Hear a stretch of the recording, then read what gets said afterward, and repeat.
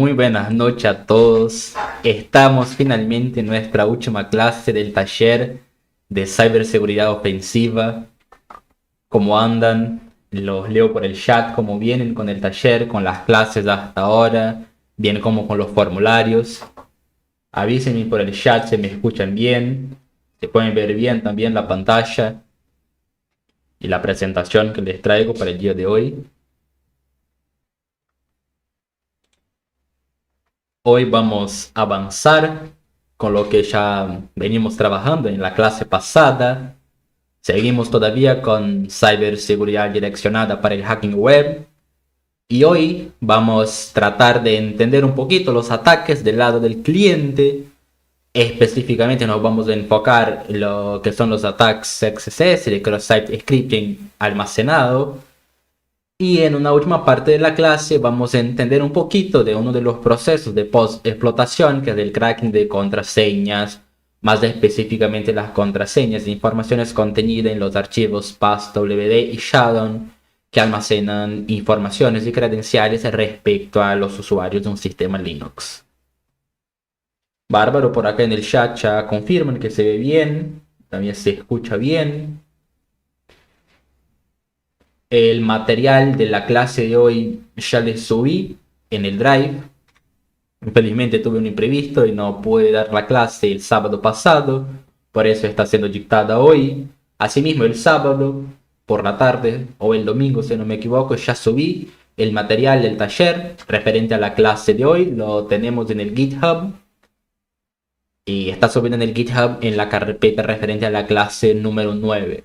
Está en la carpeta de la clase número 9 porque en el GitHub estoy subiendo tanto el material de la primera parte del taller, el taller de introducción, como también el material del taller de ciberseguridad ofensiva en sí.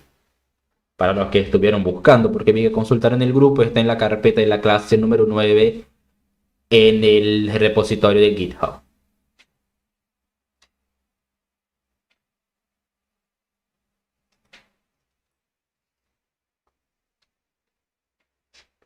Muy bien. Hoy vamos, como ya les comenté, tratar de entender a principio las diferencias entre los ataques del lado del servidor y del lado del cliente. Los ataques del lado del servidor fue lo que estuvimos viendo en la clase pasada. Vamos a tratar de explotar algunas vulnerabilidades de cross-site scripting. El objetivo de esta explotación a priori va a ser robar un cookie para un secuestro de sesión y hacer un bypass de un login en DWA, que es la máquina vulnerable que ya venimos trabajando desde el principio del taller. Acuérdense que es un taller nivel introductorio y intermedio, por eso estamos trabajando en entornos como DWA y por supuesto está creado y preparado intencionalmente vulnerable para practicar este tipo de vulnerabilidades y entender cómo funciona el mecanismo de vulnerabilidad y el mecanismo de explotación. Y por último, vamos a tratar de entender un poquito, como les comenté, también el proceso de post-explotación, lo que es el cracking de hashes, utilizando algunas herramientas interesantes que tenemos para en el arsenal de trabajo del pentester.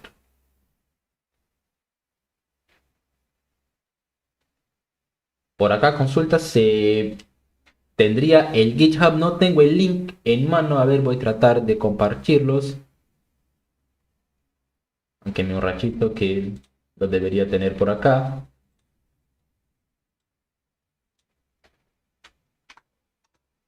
Y ahí les comparto el link.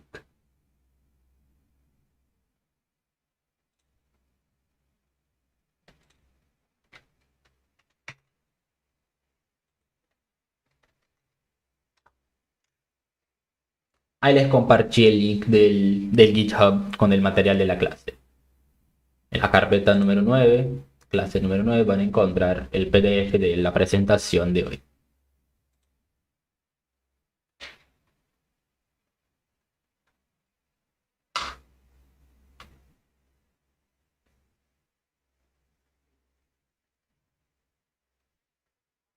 Muy bien, arranquemos con la clase. Voy a apagar la webcam para que puedan ver la presentación.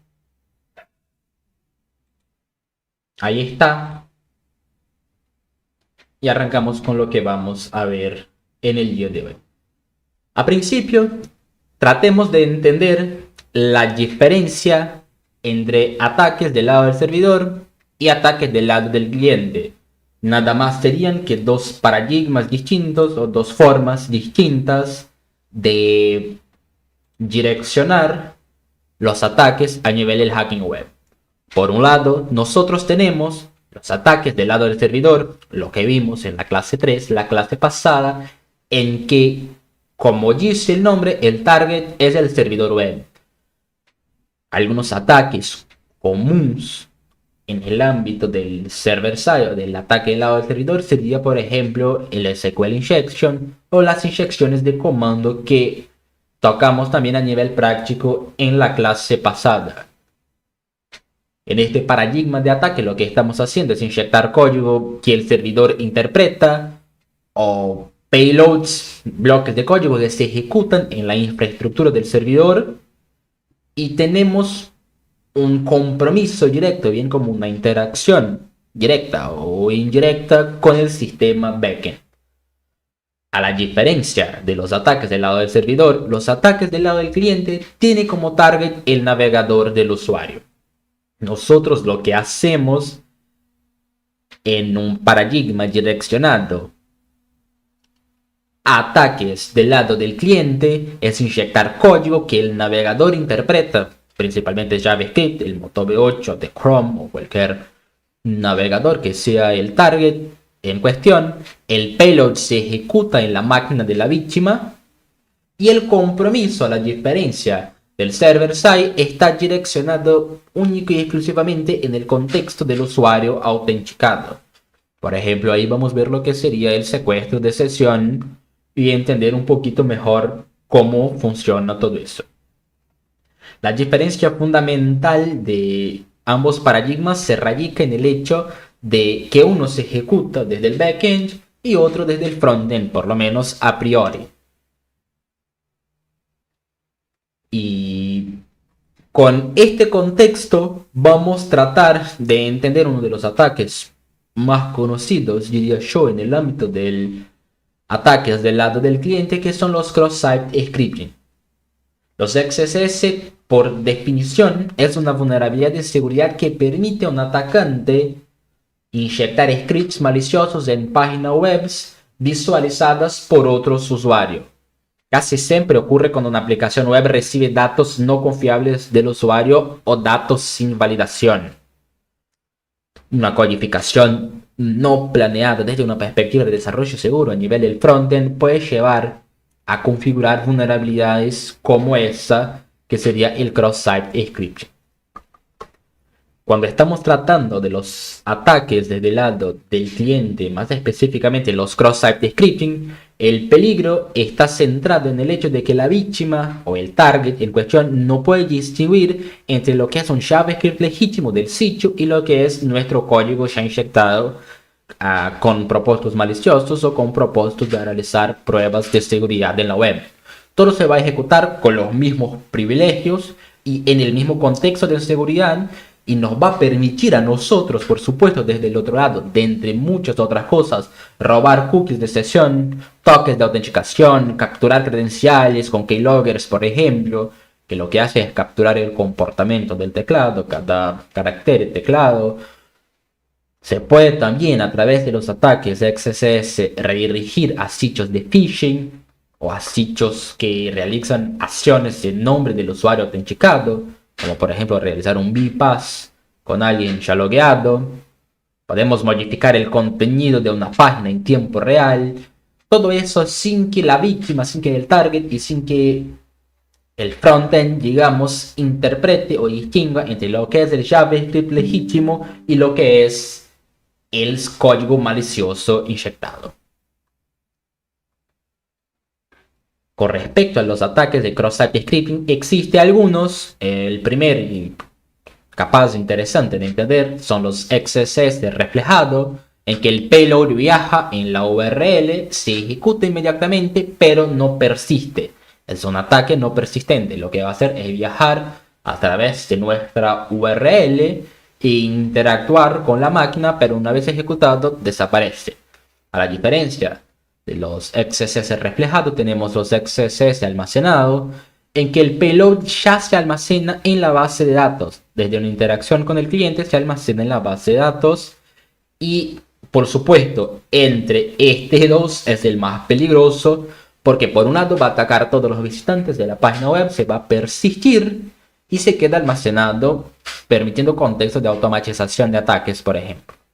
Y por otro lado, pero no menos importante, tenemos los XSS que están basados en el DOM.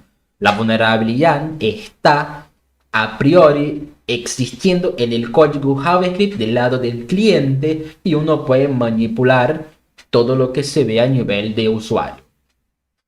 Para la clase de hoy específicamente nos vamos a enfocar en lo que son los ataques XSS almacenados, por el simple hecho de que representa el mayor riesgo para aplicaciones web reales y pueden atacar o pueden dañar, afectar un rayo mucho más grande que un XSS reflejado, por ejemplo, una vez que va a afectar todos los usuarios sin intervención adicional del atacante. Con respecto a lo que vamos a estar haciendo en la clase de hoy con los XSS almacenados, nuestro objetivo principal va a ser secuestrar una sección, más específicamente la sección de DWA del usuario admin.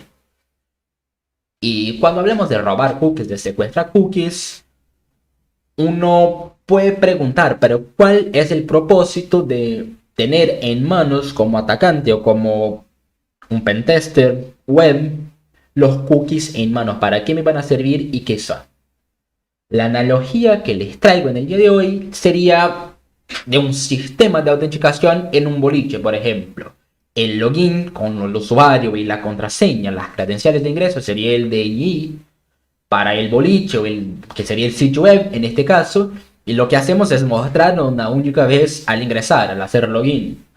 Los cookies de sesión, a su vez, sería por ejemplo el brazalete que te pone en la muñeca al entrar en el boliche, y una vez que tenés de este brazalete, una vez que tenés de esta identificación, el servidor va a confiar ciegamente que este brazalete, que este sello es válido y no te va a verificar la identidad otra vez.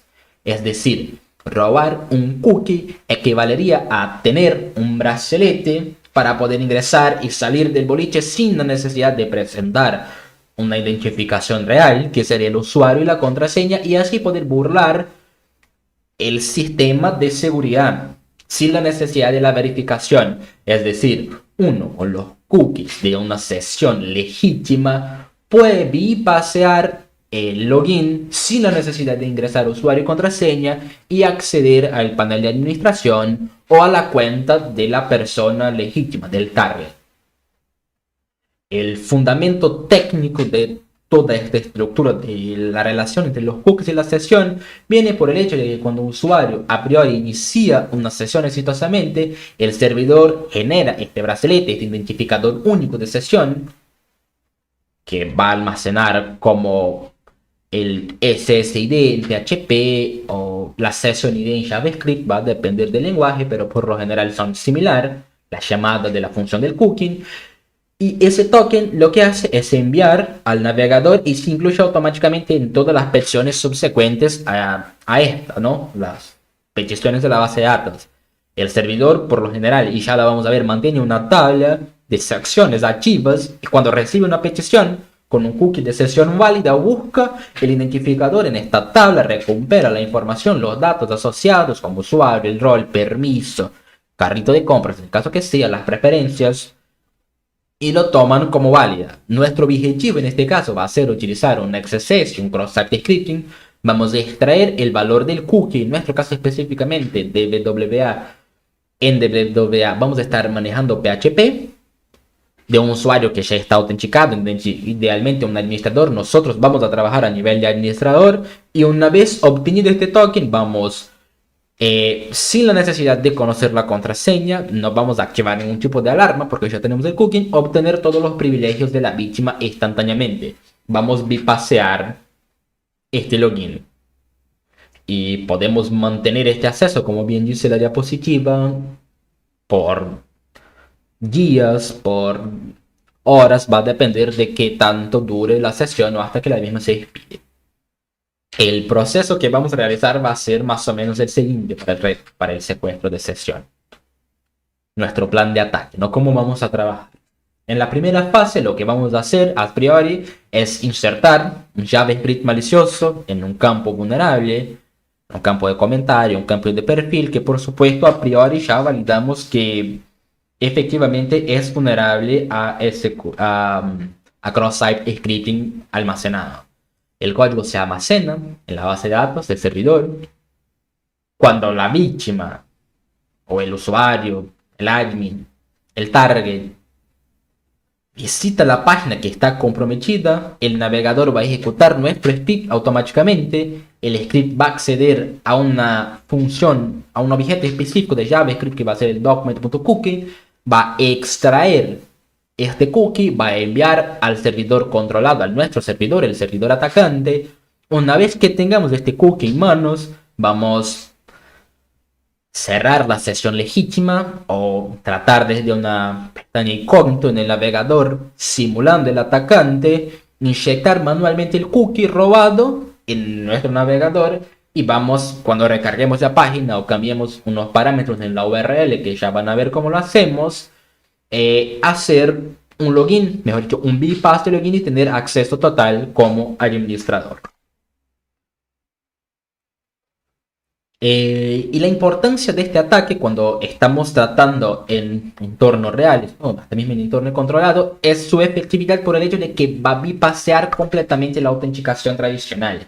No vamos a necesitar de usuarios, no vamos a necesitar de contraseña, tampoco nos va a importar qué tan fuerte sea la contraseña, porque una vez que tengamos el cookie, una vez que tengamos este brazalete, podemos bypassear e ingresar con estas credenciales sin ningún problema. Ahí está, por ejemplo, la importancia de utilizar protocolos HTTPS, que es la versión segura en que los datos viajan de manera criptografada.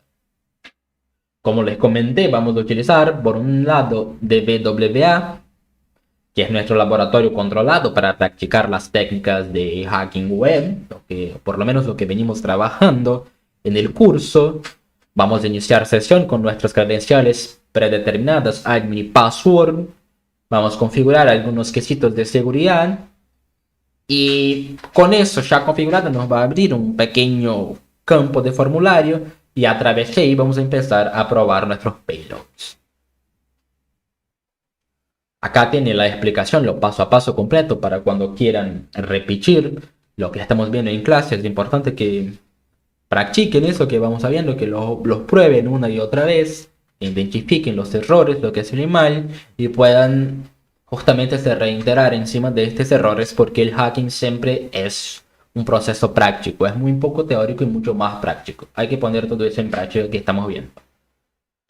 Antes de empezar con este proceso, por supuesto, tenemos que hacer una prueba de concepto para confirmar que la vulnerabilidad existe. Vamos a probar un payload inofensivo, como por ejemplo tirar un alert en JavaScript. Y si a través de este formulario podemos interactuar con el JavaScript de la página, ya confirmamos nuestro proof of concept, nuestra prueba de concepto, que efectivamente es vulnerable para un XSS, y a partir de ahí vamos a empezar a trabajar.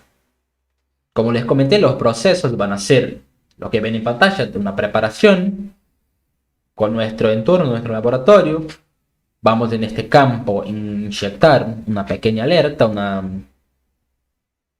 para probar efectivamente que es vulnerable. Y una vez que efectivamente tengamos una respuesta del frontend, vamos a empezar con el proceso de explotación. Muy bien. Por un lado, ya tengo acá levantado mi máquina virtual, mi Metasploitable 2, que va a ser nuestro laboratorio. Ya ingresé sesión. A priori, no le voy a hacer nada más acá, a excepción de levantarla. Y acá tengo mi Kali Linux, que va a ser nuestra máquina atacante.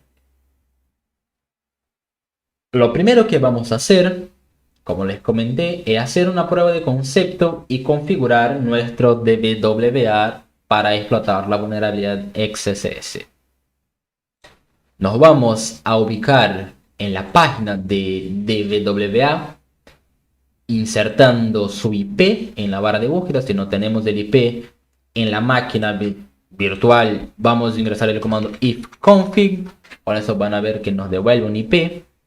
Nuestro IP actual es el 192.68.56.105. Lo vamos a ingresar acá. Y una vez que se inicie nuestro servidor web de Metasploitable 2, vamos a seleccionar DBWA, que es lo que vamos a estar utilizando en la clase de hoy. Cuando seleccionamos DBWA nos va a enviar para una pantalla de login para que podamos acceder al panel de administración. Las credenciales por default para ingresar, suponemos, de un usuario legítimo del administrador de la página, es admin para el usuario y password para la contraseña. Una vez que ingresemos en DBWA, en el menú lateral izquierdo, en la opción de DBWA Security, vamos a hacer clic. Vamos a cambiar por ahora la dificultad para fácil y hacer clic en Submit. Ahora cambiamos el nivel de dificultad de las vulnerabilidades y de validación. Vamos a seleccionar, donde viene el menú lateral, la opción de XSS almacenado. La que ven acá. Y lo que vamos a tener a priori es un formulario con dos inputs, un input para el nombre y un input para mensaje, que teóricamente debería almacenar comentarios de usuarios y estos comentarios deberían ser visibles también para otros usuarios en la página web o en la página de comentarios en cuestión. Como vemos acá en la diapositiva, para realizar a principio nuestra prueba de concepto, voy a dividir la pantalla por ahora, acá, para que podamos acompañar con la diapositiva también. Acá es ingresar un pequeño payload, un pequeño código de JavaScript y ver cómo reacciona nuestra página. Nosotros vamos en el campo de nombre, por ahora, ingresar cualquier nombre, le voy a poner usuario, y en el campo de mensaje, para probar que efectivamente es vulnerable al cross-site scripting, vamos a ingresar el siguiente payload que ven en pantalla. Es un código de JavaScript que lo que hace es saltar una alerta con la cadena de texto XSS y eso confirmaría que es efectivamente vulnerable al XSS. Le vamos a hacer clic en Sign y fíjense algo interesante. La página se va a cargar y nos va a saltar un cartel que es una alerta. El JavaScript, algo inofensivo, a priori por lo menos, pero eso implica decir que la página es vulnerable a XSS, es decir, puedo insertar código JavaScript desde el input externo de usuario y el frontend va a reaccionar. El frontend que está en algún momento en algún lugar dado conectado con la infraestructura interna, con la base de datos, con el servidor, con todo lo que es el backend. Con esta pequeña prueba de concepto, ingresando este pequeño script, confirmamos que sí, efectivamente es vulnerable a cross-site scripting. Lo que pasó se lo vamos a separar en partes, se lo vamos a ver en detalle. Y por qué reaccionó así el servidor es lo siguiente. Por un lado, el navegador envió el payload, que es una alerta de JavaScript, al servidor de DBWA, que es un Apache que tenemos levantado en la otra máquina virtual por acá. El servidor almacenó este string completo en su base de datos sin ninguna sanitización. Es decir, a priori este campo de mensaje debería almacenar texto plano, información de comentario. No debería diferenciar entre lo que es un texto, lo que es un comentario y lo que es, por ejemplo, un script de JavaScript o un payload como este.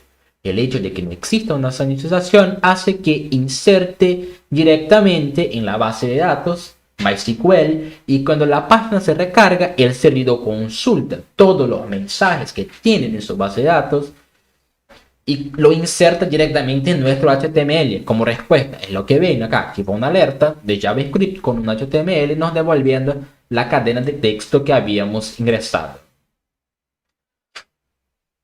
Una vez que tenemos este script ya insertado directamente en el HTML, el navegador recibe el HTML que contenía este script, que contenía este payload, el motor de renderizado del navegador interpreta el JavaScript Como no lo diferencia entre JavaScript legítimo o JavaScript insertado maliciosamente, por nosotros nos va a devolver todo lo que encuentre y que vino desde el servidor.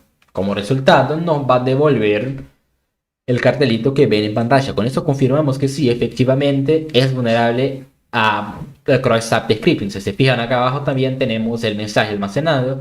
Tenemos solamente el nombre de usuario y no nos devolvió o no nos devuelve el código porque el código ya se ejecutó. El problema con toda esta situación es que si el navegador por un lado puede ejecutar nuestro alert, nuestro comando de JavaScript, también ejecutará cualquier otro JavaScript que lo inyectemos por ahí, como por ejemplo para robar cookies, los keyloggers, modificación a nivel de DOM, envío de formularios, peticiones AJAX fraudulentas, de entre otras técnicas más avanzadas que se puede realizar utilizando JavaScript a nivel del cliente. Por más que parezca un pequeño texto, un alert no más, nos está demostrando, como les comento, que efectivamente no implementa una codificación de salida, no existe ninguna sanitización de entrada tampoco, y es el mecanismo básico de defensa contra XSS. Por supuesto, estamos trabajando, por lo menos en este momento, con un nivel de seguridad bajo, lo podríamos incrementar para un nivel intermedio, un nivel más complejo, un nivel difícil, en que gradativamente iría incrementando el nivel de dificultad y tendríamos que usar cada vez más técnicas de evasión para realizar el proceso de secuestro de cookie y de secuestro de sesión. Nosotros, para entender el mecanismo, vamos a estar trabajando con el nivel de dificultad fácil. ¿Cómo venimos hasta ahora? Lo leo en el chat. Venimos bien, vamos entendiendo, podemos avanzar para el próximo paso, que sería efectivamente robar los cookies. Les leo.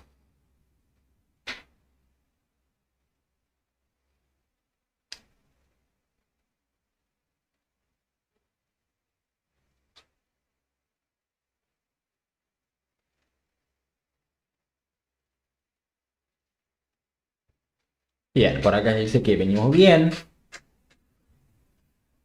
Si entendemos lo que vimos hasta ahora y por lo menos su definición desde la perspectiva más teórica, empecemos a implementar la práctica.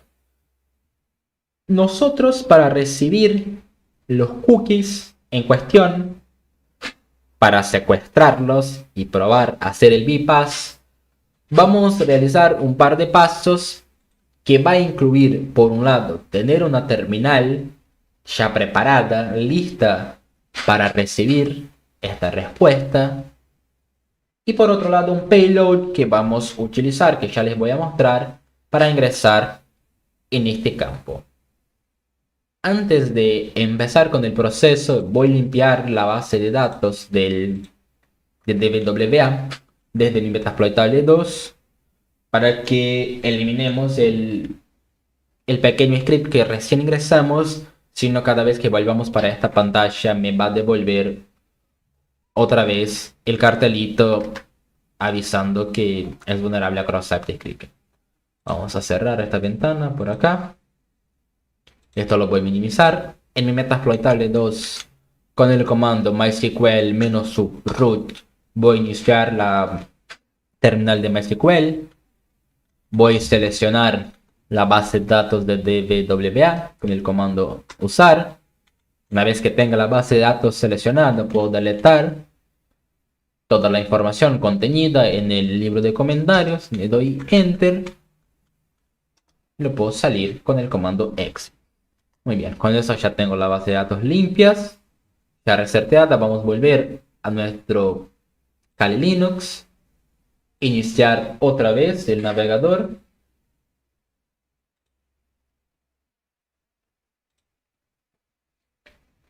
Nos vamos otra vez, nos ubicar en el 192.168.56.65, es el IP de nuestro target. Vamos a hacer clic en Enter y seleccionar DWA. Una vez vamos a hacer login.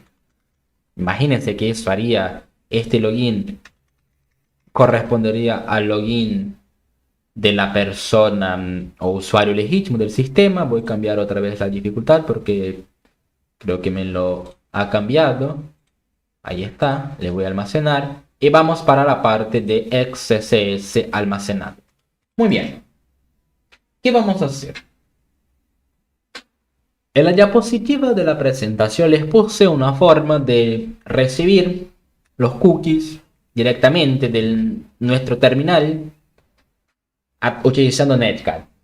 Para la demostración de hoy, para que sea más fácil y también más intuitivo lo que vamos a estar haciendo, vamos a utilizar un servidor de Python para recibir los cookies y lo vamos a hacer de la siguiente manera. En la terminal que ya tengamos acá iniciado, vamos a través del comando python 3 -m http.server en el puerto 80 iniciar un servidor y está escuchando desde el puerto 80 cualquier información, cualquier tráfico de información que esté fluyendo por ahí. Vamos a venir en nuestro navegador en el campo vulnerable ya configurado y lo que tenemos que hacer es ingresar un nombre y el mensaje que sería el payload que vamos a utilizar.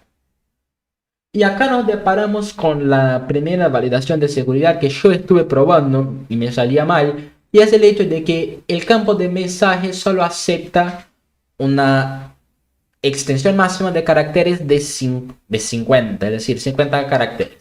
Después de dar muchas vueltas encontré una manera muy simple de saltar este método de verificación, que sería justamente inspeccionar la página, botón derecho, inspeccionar, y una vez inspeccionado, seleccionar el campo de mensaje, y van a ver que acá, desde el lado del cliente, mal ahí, eso debería ser validado desde el backend, pero el hecho de que no sea validado del lado del cliente nos permite cambiarlo sin ningún problema.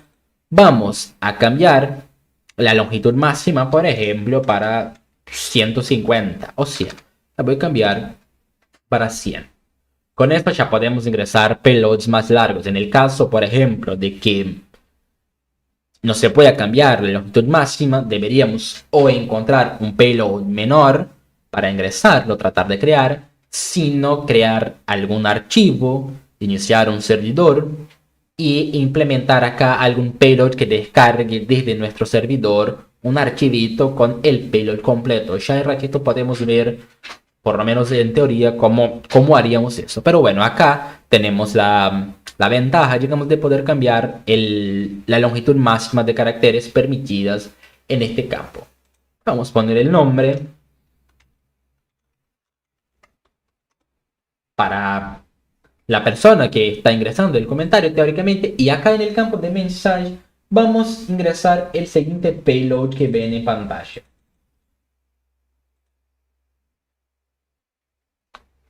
Eso lo voy a ingresar acá. Es también un código de JavaScript que lo que hace justamente es redireccionar para el IP de mi máquina atacante, el 192.68.56.64, es decir, el IP de mi Kali Linux. Y eso lo voy a poner por acá. Lo voy a sacar acá. Y eso lo vamos a checar para el costado. Todos los cookies relacionados con esta página. Entonces, este código de JavaScript literalmente agarra los cookies de sesión y envía para un servidor que esté en el puerto 80 de mi HTTP 192.68, es decir, el IP de mi máquina atacante. Acá con el comando IPA puedo conferir. El IP de mi máquina es de 192.68.56.104. Como tengo acá un servidor levantado, un servidor de Python levantado justamente en el puerto 80, y todo eso está pasando por el puerto 80, más allá lo especifico acá en el puerto 80, al hacer clic en enviar el comentario, por un lado la página va a cargar, enviar esta información a la base de datos, al servidor de WWW que lo envía a la base de datos. Una vez enviado a la base de datos por no estar correctamente sanitizado, va a ingresar todo este bloque de código que ven acá. Todo este bloque de código que ven en pantalla, que recién ingresamos, no me lo deja poner otra vez porque se cambió al recargar la página la longitud del carácter. Lo vamos a volver otra vez ahí para 100. Le doy enter.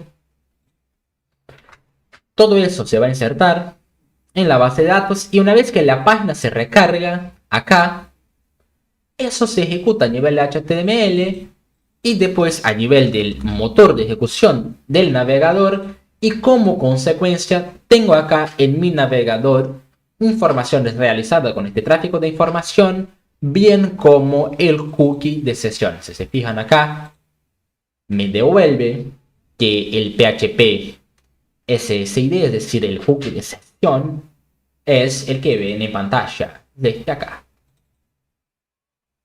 Así ya puedo, con esa información, con este cookie, tranquilamente bypassear nuestro login. Voy a checar para acá otra vez. Acá lo ponemos. Y ahora, si lo tenemos, lo voy a copiar. Vamos a guardar esta información porque esta información es muy importante y es la que vamos a utilizar para hacer el bypass de contraseña. Agarrar acá y poner el cookie es este. Muy bien. ¿Cómo venimos hasta ahora? ¿Cómo venimos hasta el paso de, a través de un servidor inicial de nuestra máquina, conseguir los cookies de sesión del usuario que está logueado ingresando un JavaScript? Los leo en el chat. Venimos bien, entendemos de esta parte, entendemos de este proceso y el por qué es importante. Esta información que nos está devolviendo acá, este ID de sesión, es el brazalete, la metáfora que recién utilizamos, que te permite ingresar y salir sin la necesidad de hacer login otra vez. Sin la necesidad de ingresar el usuario y la contraseña. Imaginemos que eso que ven acá lo estamos simulando desde el lado de la página víctima.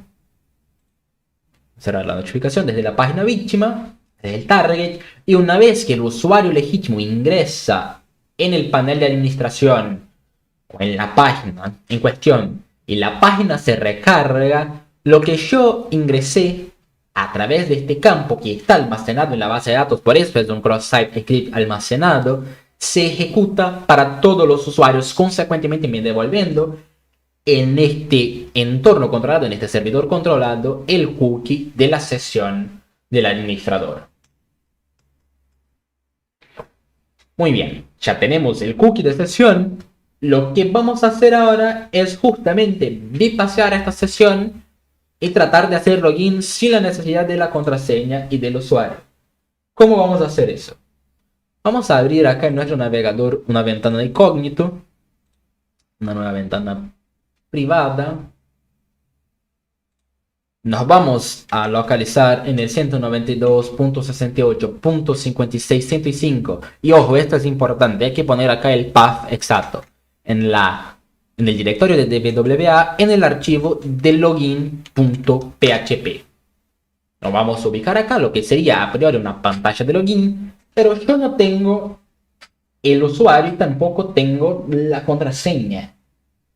Pero lo que tengo es el cookie de sesión que valida este inicio de sesión. Es importante entender que eso va a funcionar mientras esta sesión acá esté en abierto, mientras esté iniciada. Eso simulando lo que sería la computadora target o la víctima, sigue con su sesión en abierto, lo que significa que el cookie sigue siendo válido. Entonces yo, desde la perspectiva del atacante, puedo iniciar las herramientas de desarrollo, el DevTools, con F12 o con botón derecho y haciendo clic en inspeccionar.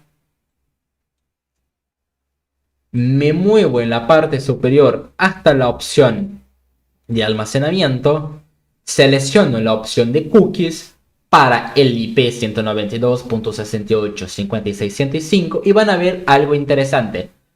De acuerdo a la tabla que recién comentamos, que almacena el navegador con información de inicio de sesión, y en este caso específico la tabla también almacena un cookie relacionado con el nivel de dificultad.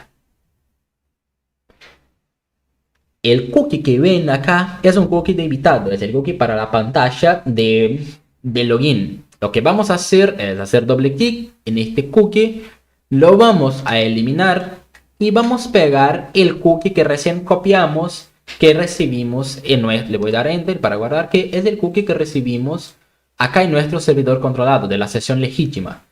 También en la parte de seguridad, en este caso específico, lo vamos a cambiar. Acuérdense que ya estamos utilizando la dificultad fácil, lo voy a cambiar directamente el campo de valor. Y ojo, no recargar la página, porque en la diapositiva, en algún momento, a nivel de teoría estaba probando y puse que teníamos que recargar la página para iniciar sesión. El tema es que DWA específicamente está configurado justo como un método de seguridad que al recargar la página, al menos que los campos de usuario y contraseña estén rellenando, no direccionar para el index.php, pero no nos importa porque tenemos también la posibilidad de manejar directamente de la URL. Entonces, con el cookie ya implantado, que lo tenemos acá, y cambiando también el cookie de seguridad, nos ubicamos otra vez en la URL. Y fíjense algo interesante, vamos a cambiar la ruta para el index.php, que teóricamente es donde nos debería direccionar al ingresar el usuario y la contraseña. Le vamos a dar enter y va a pasar algo interesante, porque fuimos direccionando para la página de login sin la necesidad de ingresar el usuario y la contraseña. Esto que acaban de ver es un ejemplo práctico de una aplicación de bypass de sesión, es un secuestro de sesión. Nosotros partimos desde un formulario vulnerable, hicimos un proof of concept, una prueba de concepto, ingresando un pequeño script vulnerable, mejor dicho, un pequeño script inofensivo que probaba que la página era vulnerable, porque podíamos interactuar directamente con el JavaScript, con información relacionada a lo que es nivel cliente, nivel frontend. Con base en esta información, levantamos de nuestra máquina atacante un servidor controlado de Python en el puerto 80 e ingresamos en el campo que ven el payload que les mostré hace rato. Les voy a copiar y traerlo acá en pantalla otra vez. Ingresamos este payload que redirecciona para nuestro servidor los cookies de sesión. Recibimos este cookies de sesión en nuestro servidor, lo tenemos acá, es el PHP session ID. Lo copiamos y desde una perspectiva del atacante en una página en incógnito, una página privada, por más que a priori no teníamos las credenciales de login, que sería el usuario y la contraseña, por el hecho de que teníamos el cookie de sesión, pudimos bypassear este inicio de sesión y acceder como usuario administrador. Les leo en el chat, les leo en los comentarios cómo venimos hasta ahora con el proceso de bypass de login a través del secuestro de sesión. ¿Pudieron entender el proceso? ¿Pudieron entender la lógica de lo que estuvimos haciendo? Si tiene alguna pregunta, pregunten ahora, no cállate para siempre. En este caso yo utilicé una ventana incógnito para simular que es un atacante, una persona externa que no tiene ninguna relación con este entorno que ya está hecho el login. Capaz puedo abrir acá otra ventana que no fuera privada y de alguna manera el navegador arrastrar los cookies de la sesión ya iniciada en el mismo navegador, ¿no? Pero cuando estoy abriendo una ventana incógnito, en teoría no debería tener ninguna relación con las ventanas normales.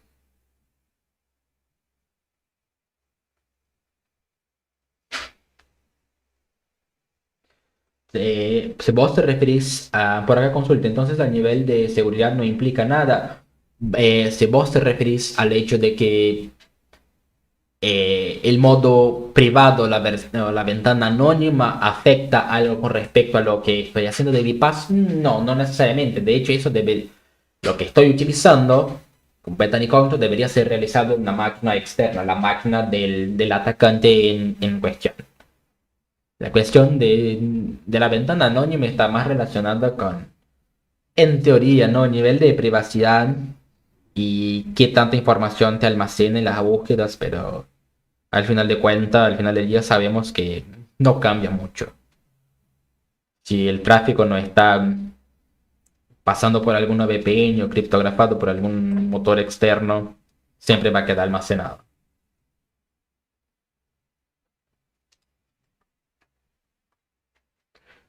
Muy bien.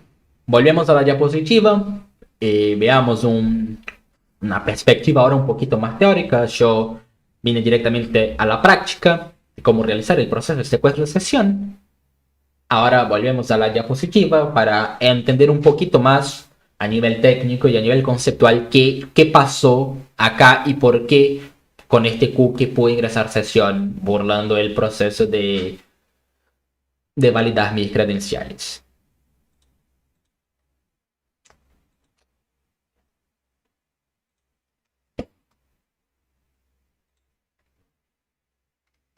Bien, acá nos explica en esta parte de la diapositiva justamente lo que les estuve comentando a principio, y también uno lo puede hacer así, es utilizar Netcat en lugar de un servidor de Python. Levantamos Netcat en el puerto 80 o el puerto 8080.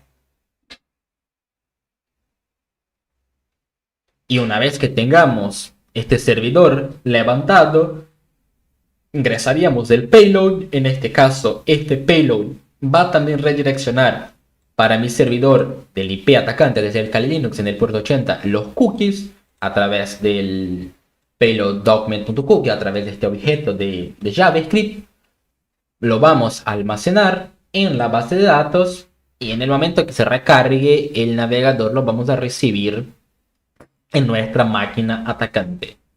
Vamos a entender, por un lado, de qué se trata este script, qué hace específicamente cada parte del script.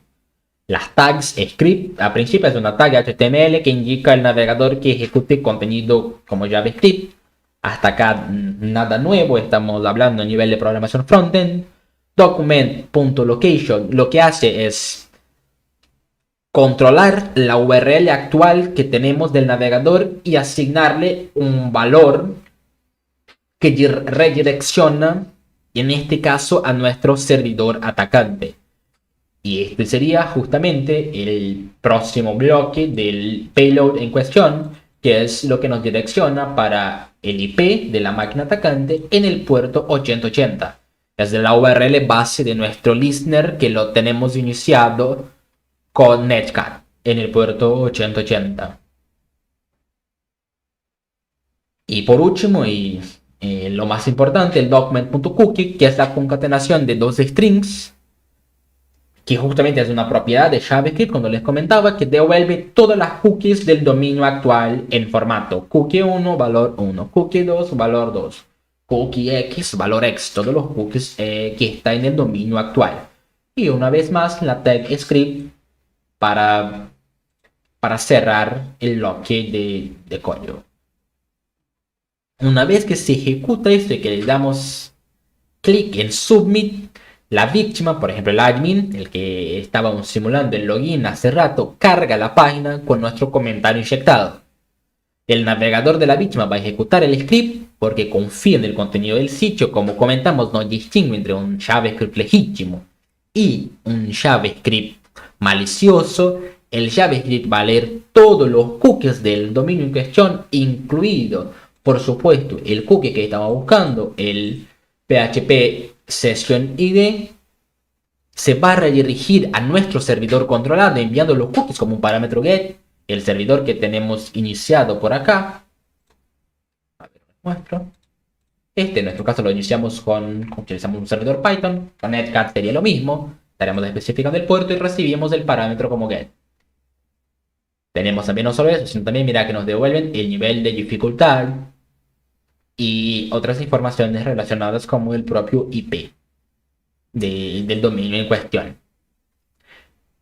Y por último, cuando nos envía todo eso, todos los cookies como parámetro get, nuestro netcat, en el caso que utilizamos nuestro servidor de Python, captura la petición HTTP con los cookies en texto plano. El resultado sería más o menos lo que vimos ahora. Y con eso ya tenemos todo en manos para bypassear el login propiamente dicho, ¿no? los procedimientos que recién realizamos, ya contextualizando también como un pequeño tutorial para que puedan reproducir en sus casas. Accedemos al módulo XSS Extort en DWA con el nivel de seguridad bajo, como estamos comentando, para entender cómo es el proceso de cross-site scripting. Localizamos el campo del texto de mensaje en el formulario del libro de visita que estamos trabajando, pegamos el payload personalizado, acuérdense de sustituir el IP por el IP de la máquina atacante de nuestro Kali Linux en cuestión. En el caso que estén utilizando otro puerto, por el motivo que sea, acuérdense de poner acá el mismo puerto que pusieron en listener con Netcat o con el servidor de Python, que coincida con el puerto que esté en escucha.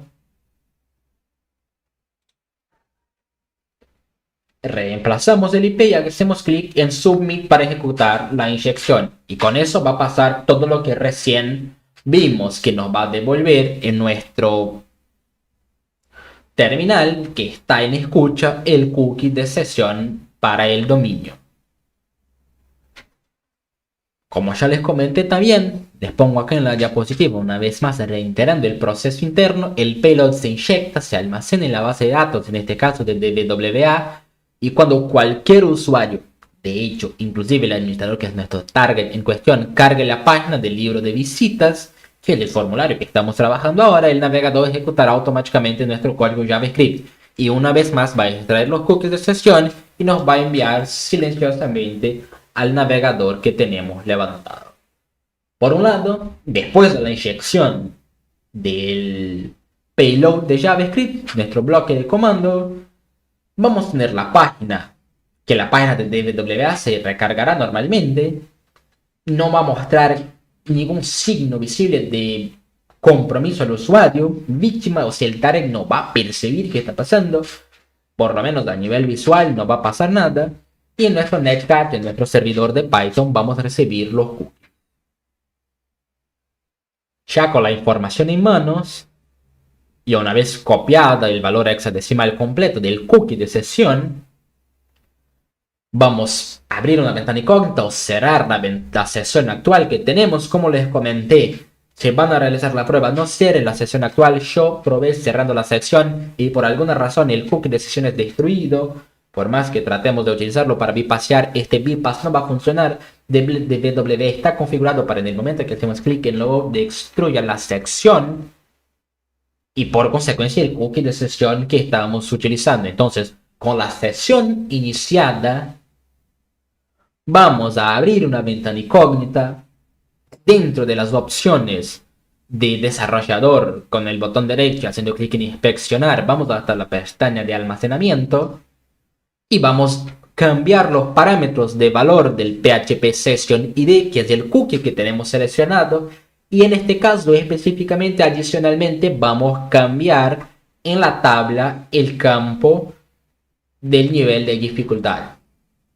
Lo tengo acá, lo pongo en pantalla completa para que puedan ver. Cambiamos el campo de la sesión de PHP con el cookie que recién recibimos en nuestro servidor, este cookie que está acá, y en este caso también cambiamos de nivel de dificultad para que coincida con el nivel de dificultad que nos devolvió también acá en el servidor. Estamos utilizando un nivel de dificultad fácil. En el caso de que no coincida, lo cambiamos. Y en la barra de búsqueda, no recargando la página, más una vez repito, en la barra de la URL cambiamos de login PHP para index PHP, especificando al servidor donde nos tiene que redireccionar.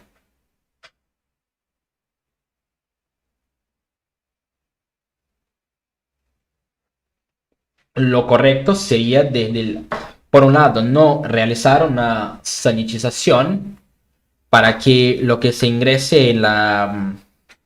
Realizar por un lado las validaciones más allá del lado del frontend, del lado del backend, del lado del servidor, y en el lado del servidor sanitizar las entradas a la base de datos. Por ejemplo, para un formulario como este en cuestión que estamos trabajando, que lo que hace es almacenar comentarios, ya sabemos que los comentarios van a ser almacenados en texto plano. Entonces, en el momento de estructurar el proceso de sanitización de input desde el frontend hasta la base de datos, sanitizarlo adecuadamente para que reciba el tipo de datos que necesitamos, evitando, por ejemplo, ingresar código JavaScript directamente en la base de datos. Igual, ya en ratito vamos a ver también acá en la presentación eso y algunas otras formas de mitigar ataques de cross-site scripting. Bueno, y con eso, cambiando los parámetros de los valores de los cookies de sesión y de seguridad y cambiando el valor de la URL para la página que queremos ser redireccionados sin la necesidad de ingresar la contraseña, el navegador confía ciegamente en este cookie. Este cookie existe, está almacenado en su base de datos del servidor, entonces nos va a permitir bypassear y hacer login. Muy bien, volvemos a la presentación.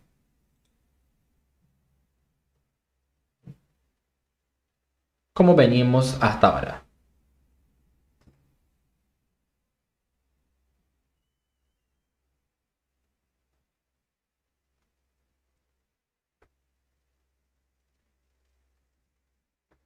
Bien, vamos a cerrar esta ventana de incógnito que no la vamos a necesitar por ahora. También vamos a cerrar nuestro listener que tenemos acá de escucha y vamos a avanzar para la próxima parte de la clase, que es un método de post de explotación en entornos de seguridad ofensiva muy común, que es el hecho de que cuando realizamos dumpings de base de datos y recibimos la información, una vez que ya tenemos acceso al servidor, recibir las informaciones relacionadas con las credenciales en formato hashtag, es decir, tenemos el hash en algún algoritmo SHA-256, 512 o MD5. Ojo, igual MD5 ya es obsoleto, lo vamos a utilizar única y exclusivamente en un entorno didáctico para entender cómo realizar el proceso, y vamos a utilizar algunas herramientas típicas del arsenal de ciberseguridad ofensiva para descriptografar esta información.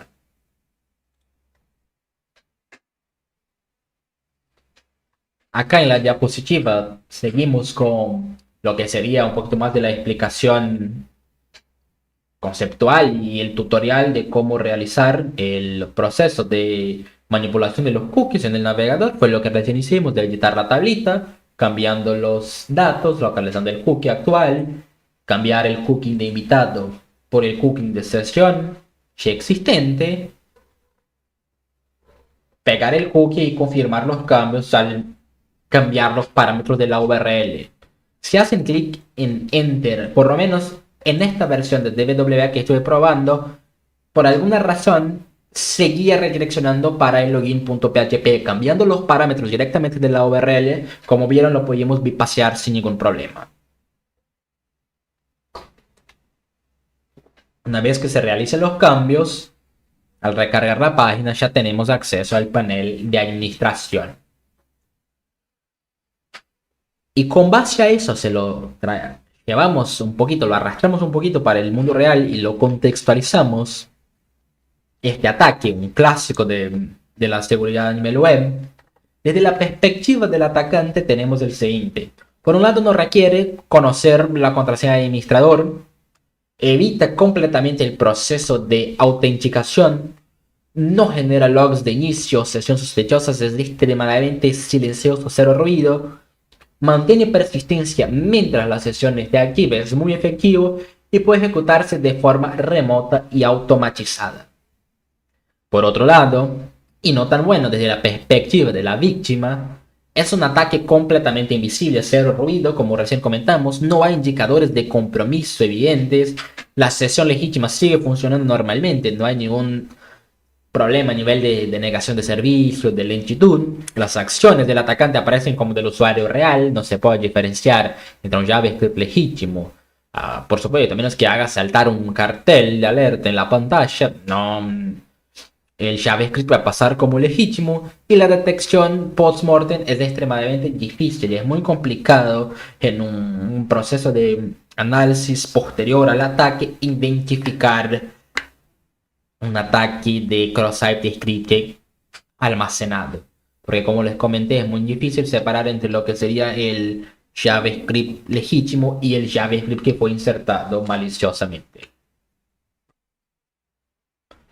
Con eso, en esta primera parte, analizando el ataque que recién realizamos, demostramos cómo estas vulnerabilidades de XSS, más específicamente el cross-site scripting almacenado, puede escalar a compromisos totales de cuentas y literalmente nos dando el control total de una sesión de administrador sin la necesidad de credenciales.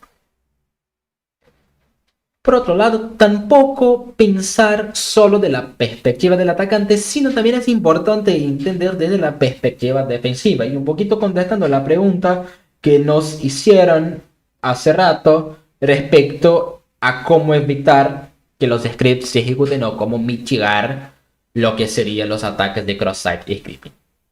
Muy bien, por un lado, tendríamos la cuestión de la sanitización de salida, que es la defensa principal. Justamente convertir todos los caracteres especiales en entidades HTML antes de renderizar el contenido generado por los usuarios. Lo que vamos a hacer con eso es nada más nada menos que neutralizar el código malicioso, lo convirtiendo en un texto plano totalmente inofensivo. Por ejemplo, convertir las tags que abren y cierran los scripts en algún texto plano que tendrán por ahí tablas y tablas o hasta mismo funciones ya prearmadas en los lenguajes de programación más conocidos para realizar este proceso. Y como resultado, el navegador, por más que muestre una tag como esta, nos va a devolver como un texto visible pero no ejecutable, porque a nivel de servidor estamos convirtiendo todo eso en texto plano. Es imposible que lo interprete como un payload. Por otro lado, estaría también agregar flags de HTTP en los cookies. Es una configuración desde el lado del servidor. Cuando implementamos, en este caso, el atributo HTTP only en la configuración de los cookies de sección mediante las cabeceras HTTP que se pueda manipular, la directiva lo que va a hacer a priori es justamente instruir al navegador para que la cookie no sea accesible mediante JavaScript. Lo encerramos, lo encajonamos en la parte del backend, en el servidor. Eso bloquea efectivamente el payload para secuestrar el cookie como recién lo hicimos. Es decir, el cookie se procesa, se crea, se almacena como un cookie de sesión, pero no se puede acceder a nivel de usuario, a nivel de JavaScript. Las principales limitaciones, la principal limitación con respecto al método HTTP only es que por más que pueda prevenir el robo de los cookies en nuestro ataque que recién lo hicimos, la vulnerabilidad subyacente seguirá existiendo y pueden ser explotadas por otros propósitos maliciosos, como por ejemplo lo que recién comentamos, el keylog para tener una devolución de los caracteres ingresados a través del teclado. O hasta mismo redireccionar URLs para phishing, entre otros ataques. La flag puede mitigar un bypass, pero no otros ataques como este. Y por otro lado sería aplicar políticas de seguridad modernas, serían las tan conocidas CSP, que va a permitir a los desarrolladores de especificar qué fuentes de contenido son legítimas mediante las cabeceras HTTP o el HTTP en su versión segura. Sería acá ya un pie en lo que son algunas definiciones del desarrollo seguro muy importante en los días de hoy a nivel web. Acuérdense que las páginas web son de lejos la superficie de ataque más amplia, más masiva, más conocida que tenemos en el día de hoy. Trabajar con políticas de seguridad modernas que especifiquen estrictamente qué se puede hacer, dónde almacenar y en qué contexto se puede ejecutar los cookies o estar almacenados en este caso, es extremadamente importante para prevenir ataques como estos que y ni siquiera estamos tratando de ataques modernos, estamos entendiendo las bases, los fundamentos, los clásicos de la seguridad a nivel web. Lo que hace la aplicación de la CSP, en este caso de estas políticas, es bloquear la ejecución de cualquier script inline o cualquier script de dominios que no sean autorizados. Con eso neutralizaríamos la mayoría de los ataques de XSS, por lo menos a nivel almacenado y reflejado también. Como venimos hasta acá, podemos pasar para la segunda parte de la clase, que sería entender un poquito de lo que se trata los cracking de hashes de contraseña. ¿Tenemos alguna duda respecto a los cross-site scripting, al bypass de sesión? ¿O podemos avanzar sin ningún problema? Los leo en el chat.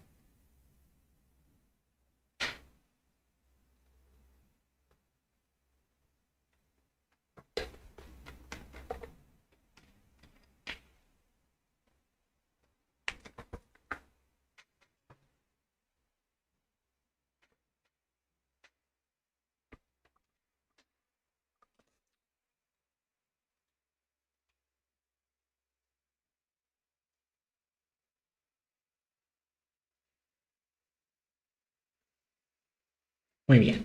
Avanzamos para nuestra segunda parte de la clase y vamos a salir un poquito para esta parte final del contexto web y vamos a pensar a nivel de servidor. Desde la clase número 1 fuimos pasando por procesos que definen el ciclo básico del pentesting.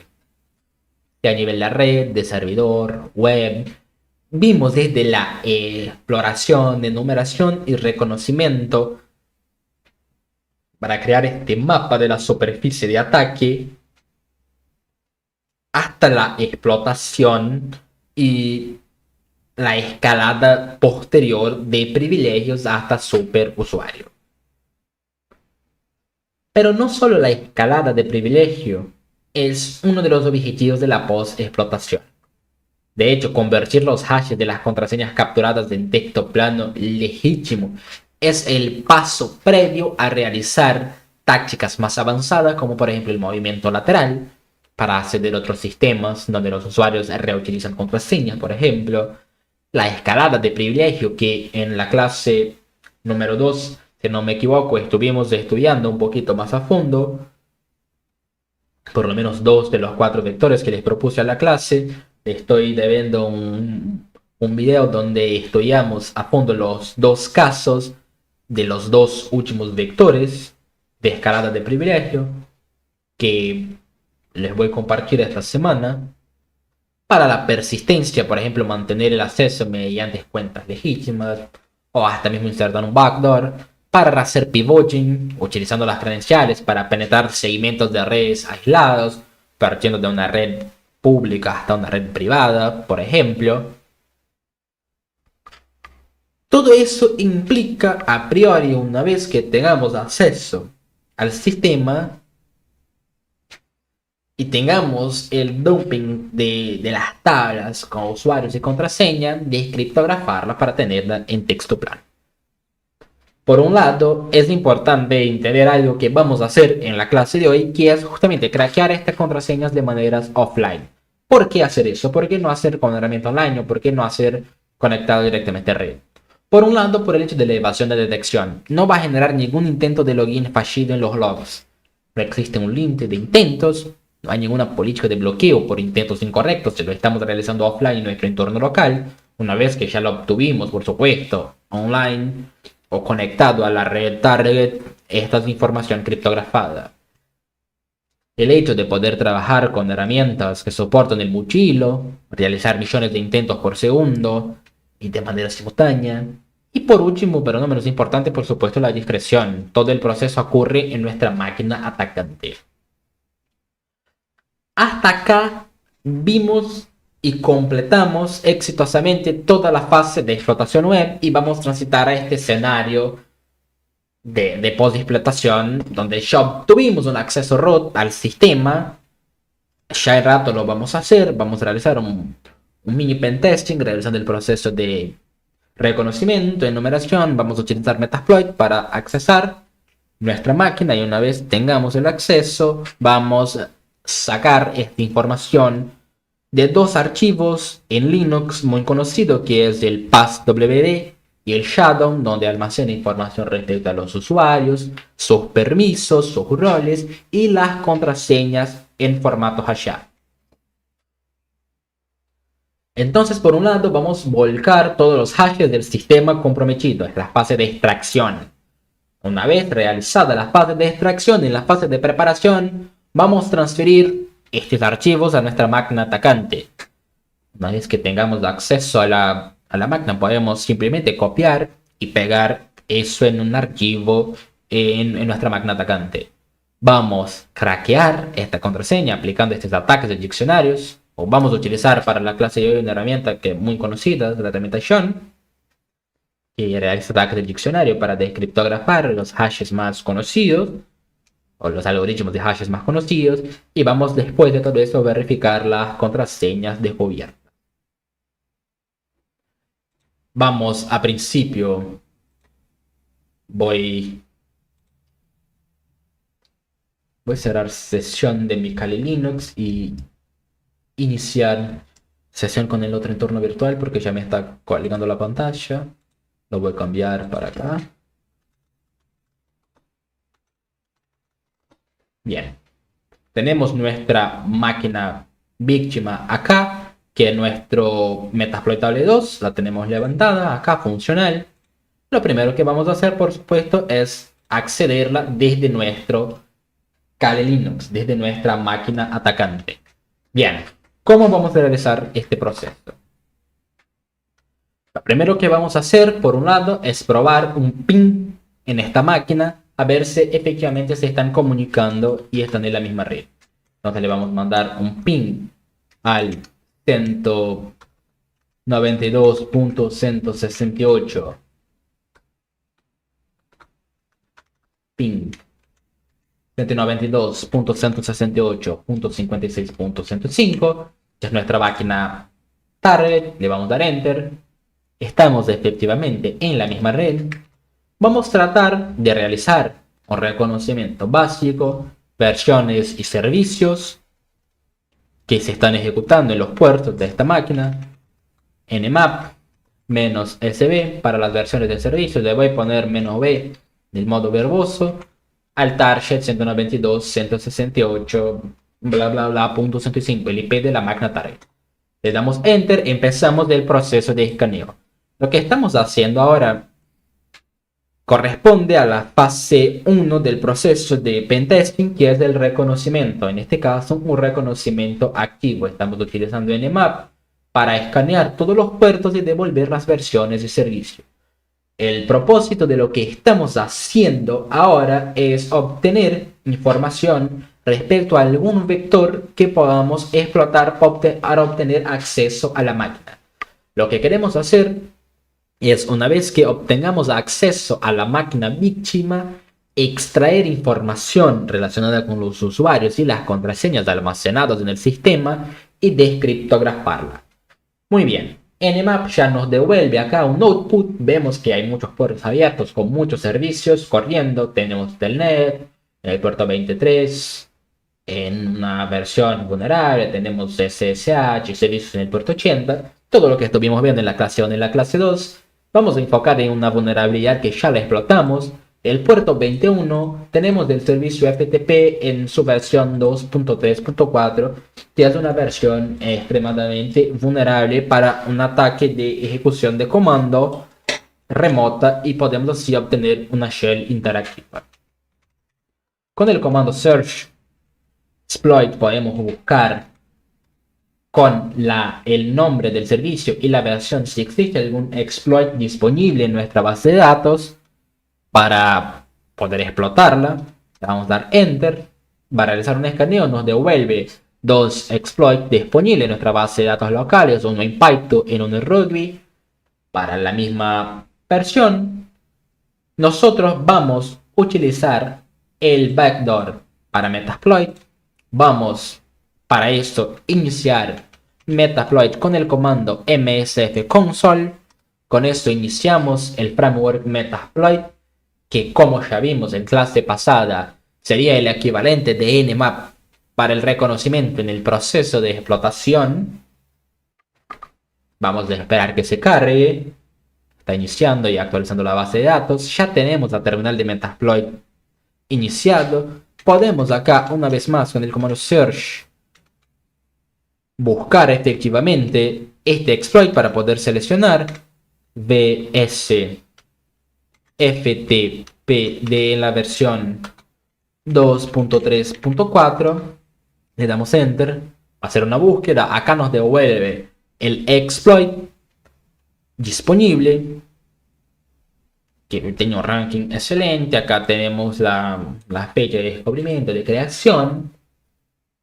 Vamos a seleccionarlo, lo podemos seleccionar como ya vimos con el comando use. Para seleccionarlo podemos seleccionar tanto por el ID, en este caso es el 0. Si hubiera más exploit disponible tendríamos el 0, 1, 2, n, seleccionamos por el número, o podemos seleccionar directamente copiando el path completo del exploit o el nombre completo, a criterio lo que quieran utilizar. Acá con Ctrl Shift C lo puedo seleccionar, Ctrl Shift V lo puedo pegar.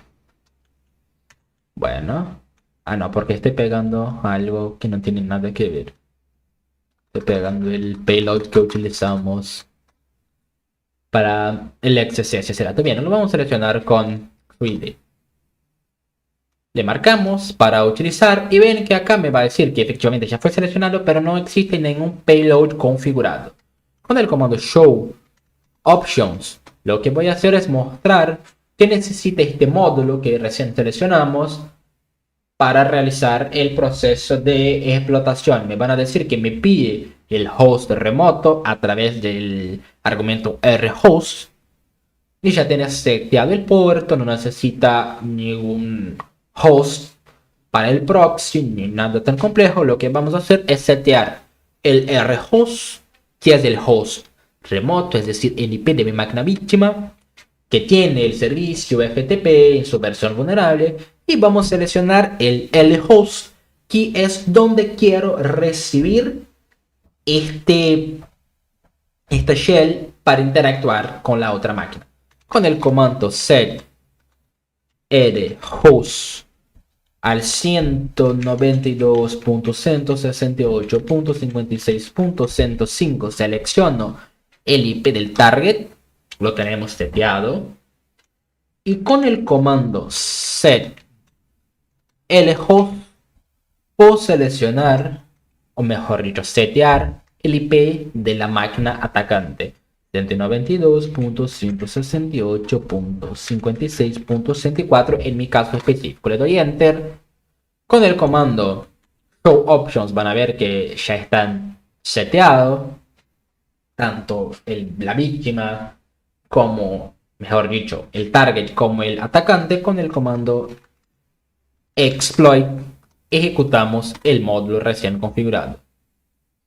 Va a empezar el proceso, va a intentar enviar el módulo, puede ser que falle la primera vez, me dice que ninguna sesión fue creada, la vamos a probar más una vez, y fíjense que ahora ya nos cambió, ya nos devolvió un usuario, un mejor dicho el ID del usuario root, tenemos acceso como superusuario, nos dice que encontró una shell, dice que fue abierta una sesión, y fíjense algo interesante, con el comando wamai ya soy superusuario, un proceso de reconocimiento y explotación básico que ya estuvimos viendo en la otra clase. Hicimos un reconocimiento en nuestro host remoto. Utilizamos exploit para explotar uno de los vectores de ataque, que es la versión vulnerable del servicio FTP. Muy bien. Hasta acá llegaríamos con el proceso de explotación. Desde el proceso de explotación y partiendo para la post-explotación, lo primero sería la recolección de las informaciones relacionadas con usuarios y sus credenciales presentes en el sistema que tenemos acceso, es decir, en el shell que recién conseguimos. Volvemos acá a nuestra diapositiva, vamos a ver lo que nos muestra, dónde íbamos. Bien. Vamos a realizar la primera fase, el primer paso, que sería volcar los hashes del sistema comprometido que tenemos. Antes tenemos que entender qué son los hashes, o repasarlo, ya lo estuvimos viendo, qué es, de qué se trata y para qué sirve, y vamos a ver dónde se encuentran, por lo menos en los sistemas Linux. Como ya estuvimos comentando, pero para repasar, siempre es importante repasar y entender bien los conceptos de qué es el hash. es una función matemática unidireccional que transforma datos de entrada, en este caso las contraseñas, en una cadena de longitud fija aparentemente aleatoria. La principal propiedad que se destaca por su seguridad es el hecho que sea unidireccional. Vos tenés un password que aplicás una función matemática, la función del hash, en el algoritmo que sea, nos devuelve esta cadena alfanumérica. Es fácil de calcular, por lo menos en el sentido texto plano, hash, lo puedes hacer en milisegundos, es extremadamente eficiente, pero una vez que tenemos esta cadena alfanumérica, en teoría, por su propiedad irreversible, matemáticamente es imposible de volver hasta el texto plano. Ya vamos a ver que no es bien así, si se puede volver utilizando algunas herramientas que tenemos en nuestro arsenal. Sobre todo si estamos tratando de algoritmos ya fraudulentos, de algoritmos ya obsoletos, como por ejemplo MD5, que es el caso de lo que tenemos de Metasploitable 2 en las contraseñas que vamos a estar probando.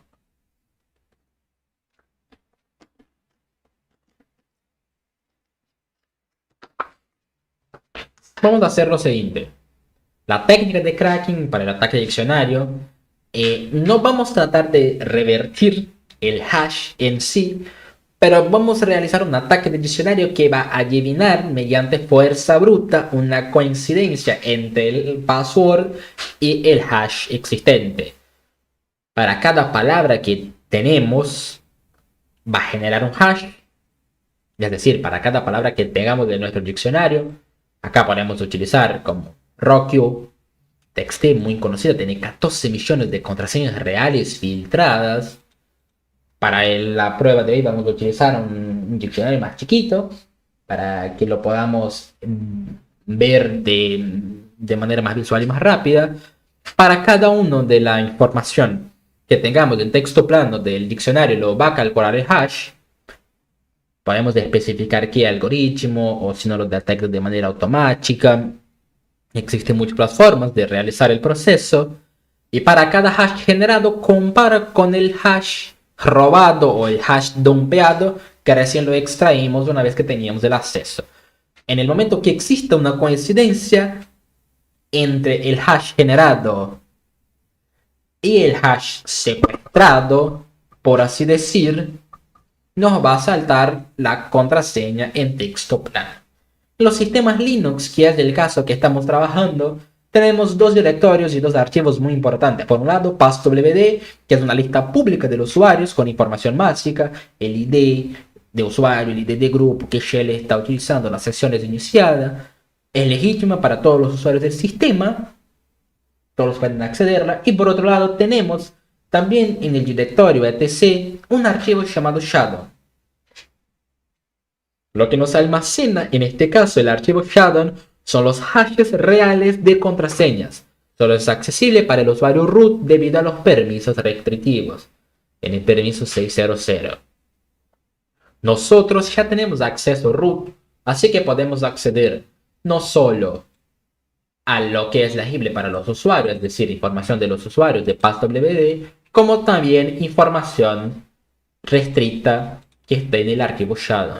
Acuérdense, esto es un proceso de post-explotación. Ya realizamos una enumeración, identificamos un vector de ataque, lo explotamos, utilizamos un módulo, en este caso de Metasploit, y ven acá que ya estoy como superusuario en Metasploitable 2. Comando pwd puedo confirmar que estoy en el root del sistema. ls -la también puedo listar información de lo que es Metasploitable 2 con sus directorios, sus informaciones, incluso el directorio que necesitamos, que es el directorio etc, donde están los archivos Shadow y passwd. Nosotros vamos a trabajar en este contexto de post-explotación con estos dos archivos para conseguir efectivamente de manera directa el texto plano referente a todos los usuarios del sistema comprometido. Vamos a extraer esta información, estos hashes, tanto de passwd como de Shadow. Una vez que lo tengamos en manos, vamos a utilizar una herramienta que ya les voy a presentar, que sirve para unificar el archivo passwd con el archivo shadow, creando una superposición, por supuesto, que pueda coexistir, que exista una coherencia entre usuario, rol, ID del grupo y su respectiva contraseña en su estado hasheado. Una vez que nos metamos en estas carpetitas para el archivo shadow y para el archivo passwd, vamos a tener algo como lo que ven en pantalla. Para cada línea vamos a tener en el archivo shadow, por ejemplo, el usuario, el algoritmo que está utilizado para criptografar, la contraseña criptografada y fecha y de modificación. Sería algo como eso. Tenemos el usuario, el algoritmo que está siendo utilizado, el marcado aquí con el cifroncito, el símbolo de peso, que en este caso es el algoritmo MD5, si no me equivoco, es lo que significa, y la marca de tiempo. Y acá tenemos el hash de la contraseña, que es lo que vamos a buscar la coincidencia. Tenemos que copiar la salida completa de ambos archivos, tanto el passwd como shadow, y lo vamos a guardar en unos archivos de texto separados de nuestra máquina Kali Linux para utilizar la herramienta Sean, en este caso, que creará esta correlación entre los usuarios de passwd y las contraseñas hasheadas. Muy bien. Entonces lo primero que vamos a hacer es acceder y dumpear estos archivos con el comando cat en el directorio etc passwd. Venimos acá en nuestra máquina atacante, tenemos la sesión iniciada, el comando cat barra etc barra passwd para acceder información relacionada con el usuario. Fíjense la salida que tenemos acá. Tenemos para el usuario root, información relacionada, nombre de usuario, grupo y la shell que está utilizando o que tiene acceso. Tenemos acá el usuario root, daemon, sys, games. Existe una cantidad acá variada de usuarios de servicio también, del servicio GC que lo explotamos en una sección pasada, los usuarios de MySQL, que lo vamos a copiar y guardar en un archivo por separado. Yo ya tengo acá en mi máquina, a ver dónde estamos, voy a ingresar a la carpeta de documentos y en la carpeta de ejemplos tengo en el directorio de files los archivos. He copiado por un lado todo lo que está en el archivo passwd, lo creé un archivo llamado passwd.txt, lo puse en M2 para manejar que es de Metasploit 2 para no mezclarlo después con otras máquinas virtuales. Pueden nombrar como quieran, solo acuérdense de en el momento de utilizar las herramientas para descriptografar, para craquear la contraseña, poner el mismo nombre. Se ven acá con el comando cat para el archivo passwd, tengo la misma información que tengo acá, lo copiamos, lo pegamos directamente. Para crear el archivo lo creamos con el comando nano mi archivo.txt, por ejemplo. Ya van a tener ahí, podemos pegar información y guardarlo de manera muy rápida y muy simple. No lo quiero, lo voy a remover. Ahí está. Y por otro lado también tengo acá y les puedo mostrar el archivo shadow, que para los mismos usuarios tiene su correspondiente contraseña criptografada, bien como la marca de agua que recién estuvimos comentando. Acá en la sesión que ya tengo iniciada, puedo acceder a esta información a través del comando cat barra etc barra shadow. Y acá tenemos información, nos tocaría copiar información. Traten de copiarla de la manera más exacta posible, sin saltos de líneas, sin espacios, sin que copie como una línea más extra abajo o arriba, porque necesitan estar tal cual lo tenemos en el sistema víctima para que exista una coherencia entre ambos archivos, porque ya vamos a utilizar una herramienta que lo que hace es superponer ambos archivos que aunque existan en planos separados son dos partes de uno, información de usuario y sus correspondientes credenciales. Así que nada, necesitamos que tengan esta coherencia para realizar la superposición con una herramienta que recién lo vamos a utilizar.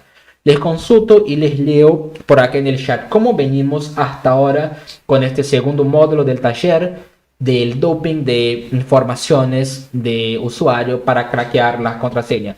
Venimos entendiendo bien tanto la teoría como la práctica. Entendemos qué son cada uno de estos archivos, para qué sirven, entendemos en qué contexto estamos trabajando, que es un contexto post-exploratorio, ya tenemos acceso al sistema.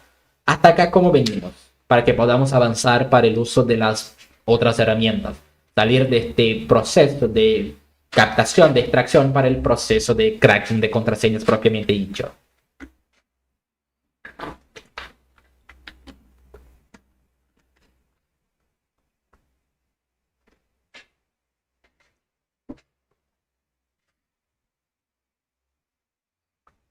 Y volvemos para nuestra presentación. Lo tenemos por acá. Bien, bien. Vayan diciendo, chicos, porque por ahí empiezo a hablar y me gusta hablar. Y si tienen dudas, no frenen, consulten, porque este es el momento de consultar, de entender bien qué estamos realizando en cada paso. Copiamos la salida completa de ambos archivos, de PassWD y de Shadow, como les comenté. Los guardamos en archivos de texto separados en la máquina Kali Linux. Y ahora vamos a empezar con el proceso de cracking en sí. Una vez que ya tengamos creado ambos archivos, y que ambos archivos sean compatibles y coherentes con lo que copiamos, vamos a combinar ambos con una herramienta conocida como un shadow. Es una utilidad auxiliar que ya viene preinstalada con la herramienta Sean de Writer, que la función específica es justamente combinar archivos PassWD y Shadow en un único archivo con un formato propietario que Sean pueda procesar de manera eficiente. Básicamente lo que va a hacer la herramienta es resolver el problema de tener información de usuario y hashes en archivos separados, creando un mapeo correcto de cada usuario y su hash correspondiente. La sintaxis para utilizar es la siguiente que ven en pantalla. Utilizamos un shadow, el nombre del archivo número 1, el nombre de archivo número 2. Acá les decía, pongan el nombre que quieran, pero que coincide en el momento de utilizar la herramienta. Lo direccionamos con la flechita para que la información de acá y de acá se superpongan en un nuevo archivo que en este caso se llama hash.john.txt.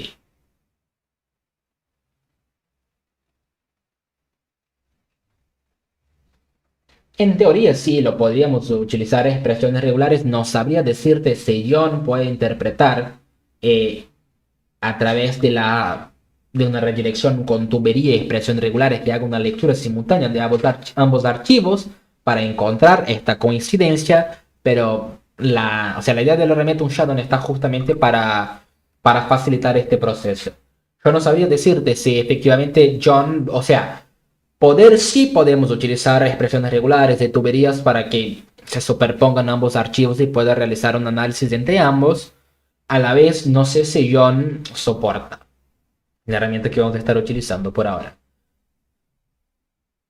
Pero bueno, nada, tiene este módulo auxiliar que justamente para resolver este problema y hasta mismo facilitar el proceso.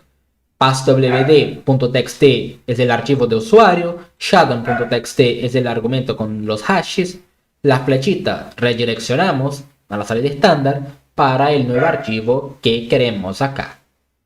Vamos a tener como consecuencia de la ejecución de este comando un archivo unificado con hashes para John, y ya va a estar formateado de una manera que la herramienta lo pueda interpretar.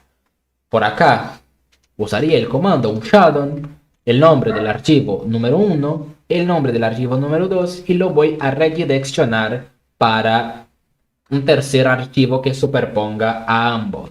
Yo ya lo tengo acá con el comando ls. Van a ver que tengo un archivo que se llama hash m2.txt. Lo vamos a analizar. Voy a limpiar la terminal. ls para ver bien qué tenemos en este directorio. Cat hash m2.txt. Este sería el resultado para cada usuario, su respectiva credencial en formato hasheado. Muy bien, una vez que ya tenemos esta información, este archivo, lo que nos quedaría sería hacer uso de la herramienta para descriptografar, o mejor dicho, para craquear estas contraseñas. Acá en la misma terminal, en la diapositiva no les puse que por lo general se utiliza Rocky o TXT o algún diccionario específico para si estamos trabajando en un pentest más complejo, más profesional, en que ya hicimos toda una investigación previa y creamos capaz un diccionario específico con base en información que extraemos del sistema. Asimismo, yo por acá he creado un diccionario en la carpeta de diccionarios. He creado un archivo .txt con 100 nombres. Lo pedí que me generara alguna inteligencia artificial, ChatGPT, por decirte. Me generó una lista con un diccionario para Metasploitable 2 con el comando cat Metasploitable top 100.txt. Puedo ver que es una lista con información, con posibles contraseñas que deberían en teoría coincidir con algunas de las contraseñas hasheadas. Lo que va a hacer la herramienta ahora es para cada una de ellas calcular el hash y tratar de coincidirlo con el hash que tenemos acá. En el momento que exista una coincidencia, va a marcar que esta es la contraseña correcta. Muy bien, yo ya la estuve utilizando la herramienta, así que voy a limpiar lo que es los archivos temporales de John para poder utilizarlo con más efectividad. Lo voy a utilizar con el comando rm-f john.pod en el directorio que está almacenando. Eso lo voy a hacer porque ya estuve utilizando la herramienta para que no haya ningún error. Y con eso utilizaríamos el siguiente comando. Vamos a especificar con el primer comando evocando el módulo principal de la herramienta, -- wordlist. Vamos a direccionar la wordlist que estamos utilizando. Podríamos acá poner user, char, rockio.txt, todo el proceso que vimos con las wordlists que teníamos anteriormente. Mira, les puedo abrir acá una ventana y mostrar. Tenemos las wordlists que viene ya por default almacenada en nuestra base de datos locales. Le vamos a char ucal wordlist ls-la. Pueden ver que acá tengo ya un montón de wordlists, incluido rockio.txt, con 14 millones de combinaciones de posibles contraseñas. No necesitamos algo tan complejo, estamos explotando un entorno simple, así que vamos a utilizar nuestro pequeño diccionario que se llama Metasploitable top 100 y lo vamos a direccionar al archivo de hash que tenemos, que recién lo unificamos con la herramienta Unshadow. La sintaxis es la siguiente: el nombre de la herramienta, el diccionario que estoy utilizando, el archivo que contiene la información que quiero craquear. Le damos enter.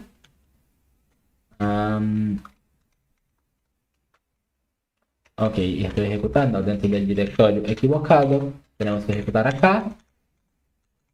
Ahora sí, John, wordlist, diccionario, le damos enter y observen algo interesante. Al toque, al instante, en cuestión de milisegundos, ya tenemos las primeras coincidencias. Pudimos descriptografar 1, 2, 3, 4, 5, 6 contraseñas.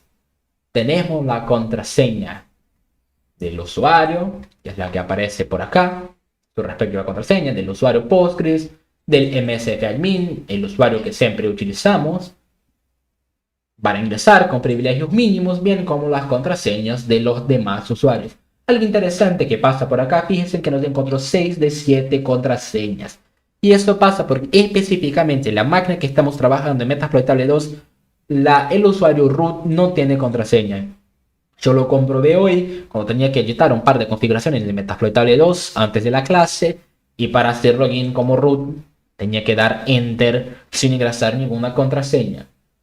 Así que John interpreta que este usuario está desprotegido, pero para los demás usuarios, lo que teníamos antes en el archivo en files hash de Metasploitable, eso que está acá criptografado, por ejemplo, para el usuario user o para el usuario Postgres, que lo tenemos por acá. Por ejemplo, acá tenemos el usuario user, tenemos su contraseña, su hash criptografado. Y si venimos acá, como salida del John, tenemos que la contraseña es user. También podemos ver acá para el usuario service con una contraseña acá hasheada y demás información como la terminal y todo eso no nos importa, queremos la contraseña, la tenemos acá. Para este usuario también tenemos que la contraseña service. Este es un proceso clásico muy conocido de cracking de contraseña y muy común de se realizar en el proceso de post-explotación. Ahora ya tengo acceso a la máquina víctima como usuario root y también tengo información de todos los usuarios o usuarios de servicios y sus contraseñas presentes en esta máquina, que van desde contraseñas de usuarios hasta contraseñas de servicios, de la base de datos, como los usuarios de MySQL. Acá en la wordlist yo no lo incluí para sacar todos los usuarios, porque ven que es una lista enorme de usuarios, pero le podría sacar las contraseñas de www.data, que tomamos el control en la clase pasada, las contraseñas del usuario de backup. Acá lo tenemos del SSH también, de FTP, de MySQL, etcétera, etcétera, etcétera. Con eso realizamos un proceso completo que vino desde el reconocimiento. Mira, de acá partimos, realizamos un proceso de nmap, reconocimos puertos, servicios, tomamos el control de la máquina, dumpeamos la información relacionada a los otros usuarios, sus contraseñas en formato hasheado, y con la herramienta que les presenté hoy, John, pudimos craquear las contraseñas. Este sería el proceso básico, por los que los preparé hoy a nivel teórico por lo menos, de cracking de contraseña para el proceso de post-explotación. Extraímos, preparamos, transfiriendo los archivos, los preparamos también con un shutdown y lo craqueamos utilizando la herramienta. Después podemos validar las contraseñas descubiertas, tratamos de hacer login para cada uno de los servicios en un contexto real con las contraseñas que recién conseguimos.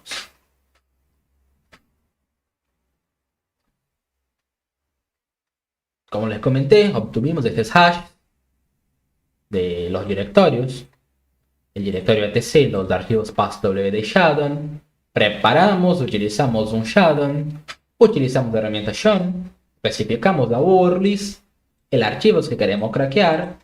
Acá, como les comenté, los parámetros que utilizamos, menos wordlist especifica el modo de ataque por diccionario. Shun va a invocar el programa principal. Esta es la dirección default de las wordlists que vienen en Kali Linux. Usamos un diccionario personalizado, no hay diferencia. Y este es el archivo que queremos craquear, el archivo objetivo con los hashes combinados. Va a leer cada palabra del diccionario rockio.txt o del que utilizamos, aplica el mismo algoritmo de hashing que el sistema objetivo utilizó. Fíjese que acá nosotros no especificamos para John qué algoritmo utilizar para previamente convertir la información en texto plano del diccionario en hash. Me identificó automáticamente haciendo una lectura del archivo que tenemos acá. No obstante, también uno puede especificar, por supuesto, el formato con el comando menos format. Podemos ver acá, podemos especificar que sea para criptografar o descriptografar en MD5, en SHA-256 o el algoritmo que sea. No obstante, para casos simples como este que estamos utilizando, lo va a identificar de manera automática. ¿Qué más tenemos en nuestra presentación para la clase de hoy? Con encontrar esta coincidencia va a guardar la contraseña en texto plano en metaexploitable. Como les comenté, las contraseñas son deliberadamente débiles con fines educativos. Vemos los resultados en milisegundos. Son ataques que en la vida real va a tardar mucho más tiempo. Existe WordPress con miles de millones de combinaciones. Sería un ataque que por lo general en la vida real, a excepción de pocos casos de mala aplicación de seguridad, va a tardar en craquear las contraseñas. Podemos utilizar, no obstante, el comando show seguido del nombre del archivo que recién lo estuvimos craqueando para ver las contraseñas ya en texto plano. Lo vamos a probar como último paso. Vamos a limpiar show file hash m2 es el archivo que tenía la información que necesitaba. Le damos enter y acá tenemos para los usuarios las contraseñas que lo estuvimos craqueando. Todo en texto plano, todo masticadito, listo para hacer login y llegar al nivel máximo de privilegio en el sistema en todos los usuarios posibles.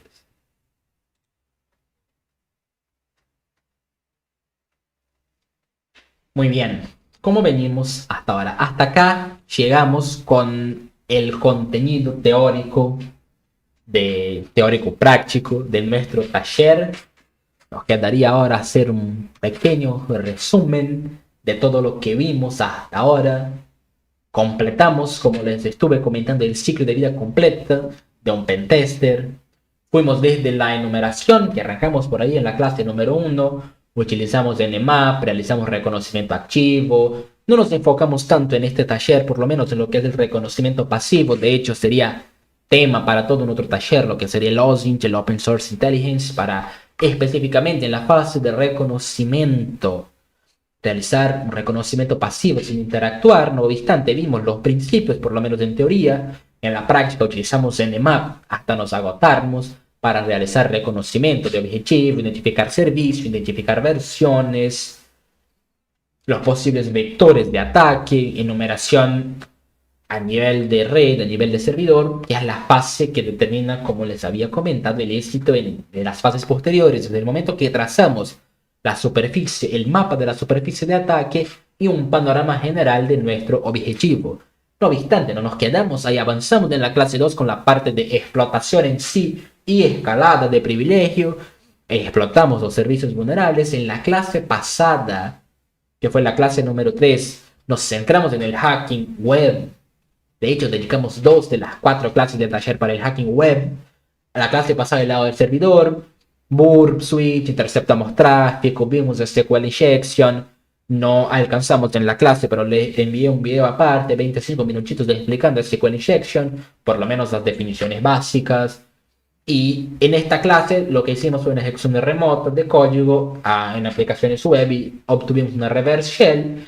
Y en la clase de hoy cerramos con los ataques de cross-site scripting del lado del cliente y las técnicas de post-explotación, o una de las técnicas de post-explotación, que es el cracking de contraseña con esta herramienta tan conocida que es John the Ripper.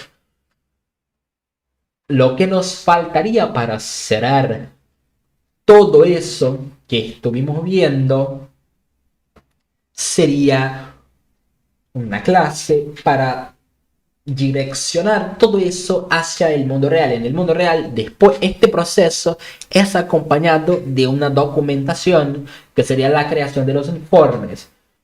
Y por ahí teníamos los informes técnicos y los informes ejecutivos, o los informes direccionados para la parte de la organización no técnica o que no sea de TI. Le voy a quedar debiendo una quinta clase.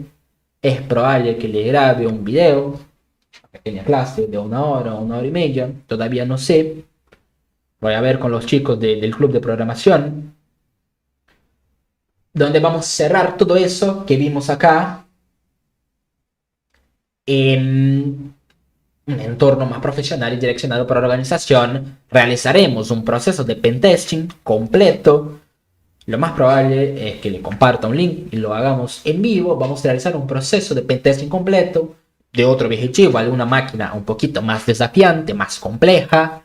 Vamos a hacer un reconocimiento, explotación, post-explotación, capaz involucre racking a nivel de servidor y a nivel web, y vamos a documentar todo eso. Vamos a corroborar eso también con algo de teoría de cómo armar los informes técnicos y los informes ejecutivos. Por acá consultan si los videos anteriores quedarían subidos por tiempo ilimitado. Sí, sí, se quedan subidos por tiempo ilimitado, no suelen borrar del canal. De hecho, está ahí también los talleres de Python que ya tuvimos también del club de programación, los talleres de GitHub. De hecho, les invito a ingresar en el canal, fijarse en los otros talleres que la verdad que están buenísimos, están bárbaros. Y Python súper sirve para entender lo que estuvimos haciendo y sobre todo lo que vamos a hacer más adelante. Y sí, van a subir el video en YouTube a lo largo de la semana. Como tuvimos un retraso, la clase no fue en el día sábado, que era el día original, digamos, es probable que para el viernes o el sábado esté la clase del día de hoy. Y lo que vamos a cerrar acá, o como último mensaje antes de cerrar la clase que les tengo a decir, es que lo que diferencia el hacker ético del cybercriminal no son sus conocimientos, sino el permiso. El conocimiento es el mismo.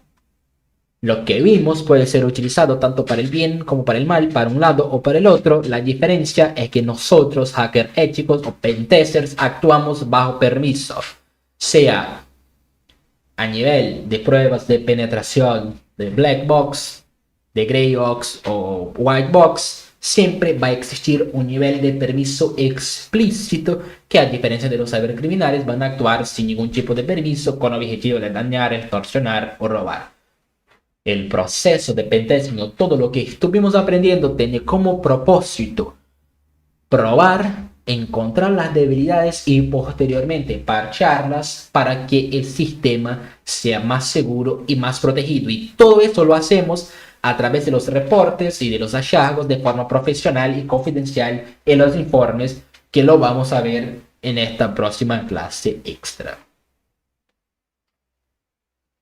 Hasta acá llegaríamos con nuestra clase. Muchísimas gracias a todos los que participaron en el taller hasta la última clase.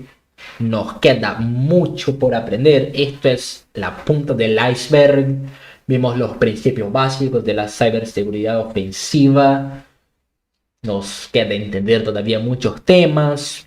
Hay que dominar muchas más metodologías y herramientas avanzadas, pero vimos en este taller lo básico, fundamental, esencial para arrancar. Con estas clases, los videos y los laboratorios tienen más que suficiente de base teórico-práctica. Acuérdense también que tenemos el taller de introducción para los que no vieron, con los conceptos todavía más fundamentales como Linux, redes, metodologías. Tienen más que suficiente para arrancar. No obstante, les aconsejo que sigan practicando, no tengan miedo, salgan de la teoría y vayan a la práctica. Páginas como TreeHackMe o HackerTheBox, como recién comentan acá en el chat, son extremadamente importantes, son fundamentales para eso. A mí en particular me gusta muchísimo la página de HackerTheBox y de TreeHackMe. De hecho, yo empecé con TreeHackMe y tiene muchas máquinas que son gratuitas con tutoriales perfectos. Puedo mostrar acá la página. Ingresan, hacen login con su cuenta Google o crean un usuario.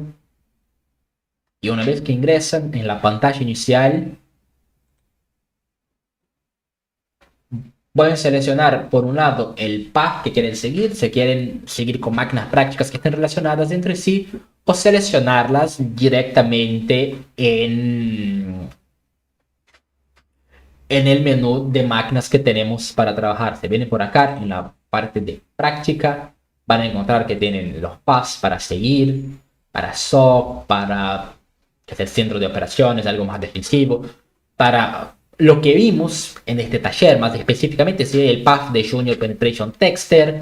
Vamos a entender las metodologías del pentesting, numeración, explotación, el reporte en escenarios reales. No obstante, pueden seleccionar máquinas por separado también. En la parte de filtro podemos marcar por nivel de dificultad y acá en el tipo de suscripción por gratuitas. Y seleccionamos también el nivel de dificultad si queremos desde el lado de Red Team, el Blue Team, algo ofensivo o defensivo.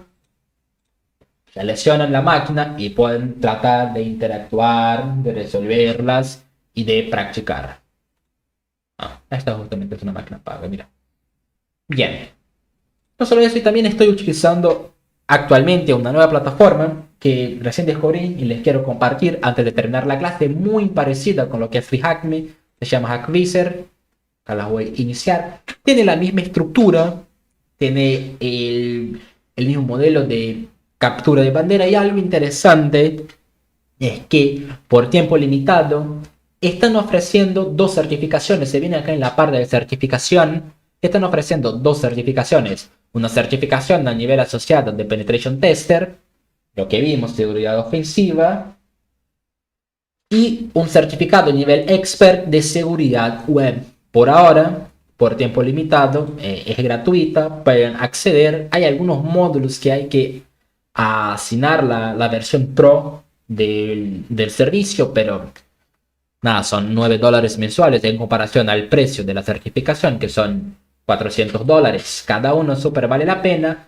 Tiene la misma estructura, tiene módulos. En este caso es la de Penetration Tester, y van a ver que hay módulos de criptografía, de red, seguridad web, reconocimiento, todo lo que estuvimos haciendo a lo largo del taller. Les dejo también como chip, datos de color si quieren, chusmen, Hackviser se llama, en el campo de certificaciones. Están ahí los que quieren dar el próximo paso en el mundo de ciberseguridad. Sobre esta clase sí habrá cuestionario, todavía no sé cuándo se va a cerrar. Como les comenté, como tuvimos una discrepancia en el día que debería ser la clase, lo más probable es que tendrán más días. Y con respecto a los demás formularios, como vi muchos comentando que tuvieron dificultad, sobre todo en el de seguridad web, el último que tuvimos, les voy a grabar un video resolviendo y compartirles, o no sé si prefieren, podemos hacer también en algún momento fuera del taller, los que se copan por supuesto, una videollamada, algo por Meet, y resolverlo ahí. Lo vamos a estar compartiendo de todas las formas por el grupo. Hasta acá llegamos con nuestra clase. Muchísimas gracias. Nos vemos en las próximas y quién sabe en una segunda edición del taller. Nos vemos. Hasta luego.